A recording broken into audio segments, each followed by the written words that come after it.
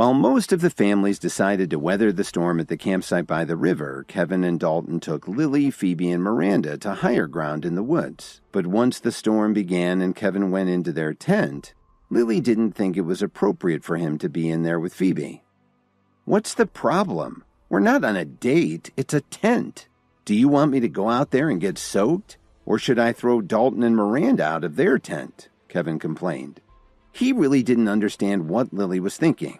How could she be worried about Phoebe's reputation instead of thinking about her own husband's comfort? "That's okay, Lily. It's such a heavy rain and it really wouldn't be safe for Kevin to go outside," Phoebe said quietly. Plus, she really didn't find the idea of staying in the tent with Kevin all that unpleasant. "See, Lily, Phoebe doesn't mind," Kevin said with a smile. Lily was at a loss for words. She just rolled her eyes at Kevin.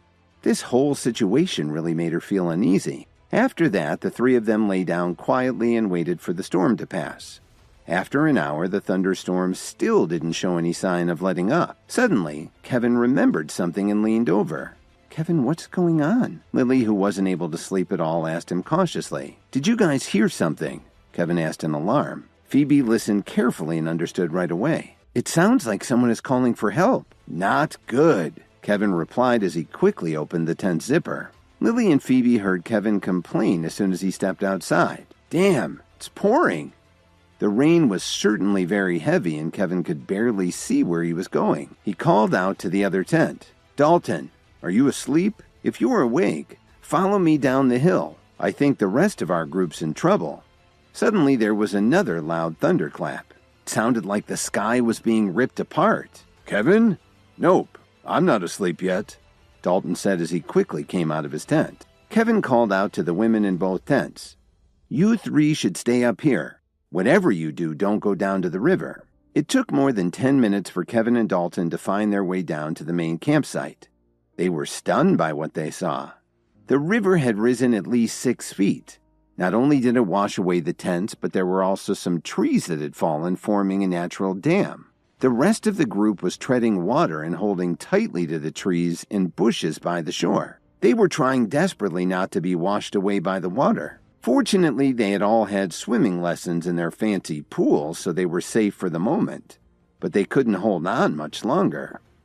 "Kevin, you really should go into business as a fortune teller," Dalton said as he gave his friend an admiring look. "We can talk about that later. For now, let's find a way to get them all up here," Kevin said very seriously. He looked around and found 2 long vines that must have been 5 inches in diameter. Kevin stood next to a tree and threw the vines down to them. "Hey, can you hear me?" he yelled down at them. "I just threw you some vines. Pull yourselves up with all your strength." When they heard this, they all looked up at Kevin. Some of them suddenly remembered what Kevin had said earlier. He really wasn't looking for an excuse to leave. Some even regretted not listening to Kevin's warning. "Mr. Williams, pull me up first. I'm too young to die," one of them yelled out. "Get me out of here. I promise I won't laugh at you anymore," another one called to him. They all started shouting frantically. Then another tree fell into the water and there was a loud scream. They were frightened out of their wits. Kevin and Dalton looked at each other and couldn't help shaking their heads. Sure. Now they were being nice to Kevin. "Stop arguing and help each other climb up here. Ladies first," Kevin shouted to them. Then he saw Officer Emmett in the crowd and called out to her. "Why are you still waiting? Get up here." Officer Emmett was surprised when she heard this. She didn't expect that the first person Kevin saved would be her, but the vine had gotten very slippery from all the rain. It took Officer Emmett a long time to climb to safety. Just as she was about to lose her grip, Kevin reached out and grabbed her arm. Then he managed to get his other arm around her waist and helped her to the clearing. He'd saved her life. Seeing this, Blair, who was still in the water, suddenly shouted, "What are you doing? Watch where you put your hands." When Officer Emmett heard this, she got very angry with her fiancé. "What are you talking about, Sherwin? Just for that, you'll be the last one out," Kevin yelled. With Dalton's help, Kevin quickly pulled everyone to safety, except for Blair.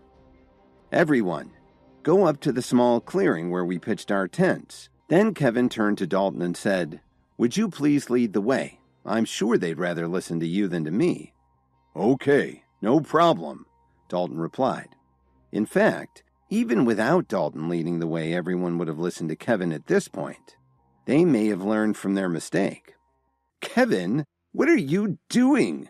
Don't you see that I'm still down here? Hurry up and save me. I'm sorry, Mr. Blair. After saving so many people, I don't have much strength left, Kevin shouted back. Stop stalling. You're just trying to get even with me. Just then, another tree suddenly fell into the river. It was less than 6 feet away from Blair. This frightened him enough to make him see how much he needed Kevin's help, and he shouted, Kevin, please save me. I don't want to die. Kevin, I know everything that Blair's done to you, but please save him for my sake. He was so tired of this arrogant bastard fighting with him and insulting him every time he tried to help him. He was the worst combination of arrogant and powerful. If he rescued Blair, Kevin was sure he'd still have trouble with him in the future. Maybe I'll save him, but you have to say the magic word. Please, Kevin said very seriously. Immediately a smile appeared on Officer Emmett's face. She knew very well that Kevin was giving her a chance. Please, Officer Emmett said shyly. I'm sorry, I couldn't hear you, Kevin said with a grin. Please, I beg you. Please save Sherwin as soon as you can. Kevin suddenly turned around and shouted down the slope to Blair. Do you remember what you said to me? Kevin, that's enough, Blair screamed. Since you've forgotten what you said, maybe you don't need my help after all, Kevin shouted to him. Then another branch suddenly fell next to Blair, scaring him so much that he almost lost his grip. Kevin, please, I'm begging you to save me. I really don't want to die, he sobbed. Are you sure you want to come up here in the woods? You know there might be cougars here, Kevin taunted him. Yes, I admit it. I arranged for someone to dress up in a cougar costume. Now please save me. I'm too young to die. A fake cougar? It can't be. How could you do such a thing? I wanted to look like a hero in front of Kelly, so I found someone to pretend to be a wild animal. Officer Emmett froze when she heard him say this. Do you still want me to save him? She didn't answer Kevin's question. She just quietly turned around and walked away. Consider yourself lucky, Kevin said as he threw the vine down to Blair. After he had climbed up the slope to safety, Blair saw Officer Emmett walking away. He didn't even say thank you to Kevin before chasing after her. When Kevin returned to the camp, Lily immediately jumped out of the tent. Kevin, did you save them? Lily said in disbelief. Not all of them. Dalton also helped. Kevin, I'm so proud of you. Lily had already asked Dalton about the rescue when he came back to the tent leading the group. When she found out that it was Kevin who had saved everyone, Lily was stunned. As she thought about everything that had happened today, she simply couldn't believe that everyone still despised her husband and called him a loser.